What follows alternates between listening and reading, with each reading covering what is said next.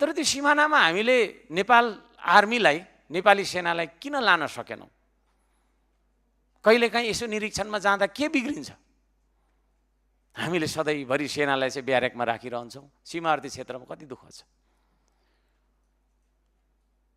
आफू बसेको गाउँमा पिलर सरेर आउँछ, के गर्ने हामी त केही कुरा गऱ्यौँ भने लात्ता र बन्दुक देखाउँछ, के गर्ने भन्नुहुन्छ। कहिलेकाहीँ सीमावर्ती क्षेत्रतिर, मधेसतिर घुम्छु म, त्यतातिरको पीडा त्यो छ।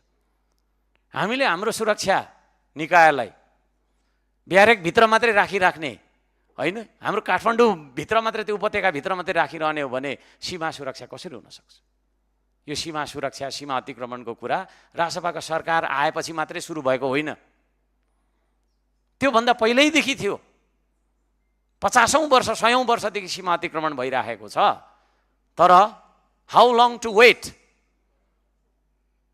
For so long, we are doing so wrong भने जस्तो, सो लङ सो रङ। अब हामीले स्टार्ट गर्नुपर्छ।